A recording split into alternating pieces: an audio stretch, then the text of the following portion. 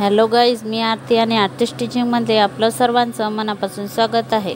आजच्या या व्हिडिओमध्ये आपण आरी वर्कची बटरफ्लाय कसं बनवतात ते बघणार आहोत। त्यालाच फुलपाखरू असं सुद्धा म्हणतात।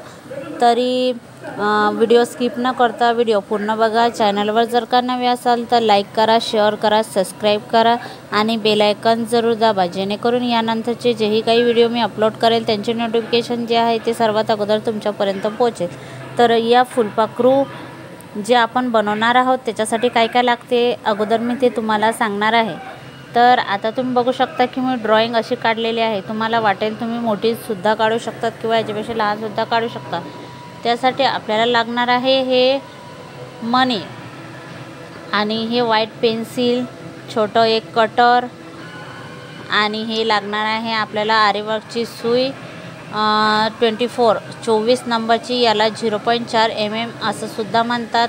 नंतर लागणार आहे आपल्याला धागा। तर हा धागा घेतलेला आहे मी।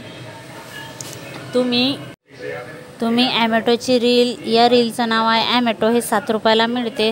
ॲमेटोची रीलसुद्धा वापरू शकता किंवा जरीचा धागासुद्धा वापरू शकता। तर माझा जरीचा धागा मी नाही घेतलेला आहे, मी ॲमेटोची रील घेतलेली आहे। तर तुम्ही आता बघा की मी ते जे बटरफ्लाय आहे ते कसं बनवते। तर आता तुम्ही बघू शकता हे ॲमेटोची रील, आरी वर्कची जेव्हा ब्लाऊज बनवतो आपण तेव्हा हे आपलं हाच धागा आपण वापरत असतो, ॲमेटोची रील। तर आता बघा तुम्ही धाग्याला मी सर्वप्रथम आपल्या स्टँडच्या खाली टाकते आणि ड्रॉइंग तर मी काढलेलीच आहे, तुम्हाला वाटेल तुम्ही तशी ड्रॉइंग काढू शकता। आणि आता मी कशी फुलपाखरू जे आहे ते आपलं बनवते तर ते तुम्ही बघा। तर गाईज आता तुम्ही बघू शकता सुई सर्वात अगोदर खालच्या हातामध्ये धागा आणि वरच्या हातामध्ये सुई आपल्याला हे असं पकडायचं आहे आणि पकडल्यानंतर आपण कुठून सुद्धा सुरुवात करू शकतो। तर तुम्ही बघू शकता की मी इथून सुरुवात करते। तर मणी कसा वर घ्यायचा आणि तो कसा सुईमध्ये येईल आणि परत तो कसा स्टिच करायचा, तर याचा स्पेशल व्हिडिओसुद्धा मी बनवलेला आहे। तुम्हाला जर या व्हिडिओमध्ये कळलं नसेल तर तुम्ही डिस्क्रिप्शन बॉक्समध्ये तो व्हिडिओ मनी वर्क कसं करायचं हे सुद्धा व्हिडिओ मी टाकलेला आहे, तर तो तुम्ही तिथून बघून घेऊ शकता।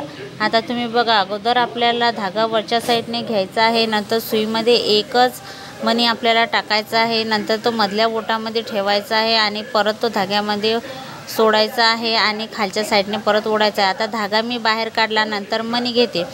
मणी घेतल्यानंतर आपल्या मधल्या बोटामध्ये आपल्याला असं ठेवायचं आहे, नंतर त्या धाग्यामध्ये आपल्याला तो मणी सोडायचा आहे आणि त्याच्याच जवळ आपल्याला परत सुई खाली टाकून परत दुसरा धागा आपल्याला वरच्या साईडने घ्यायचा आहे।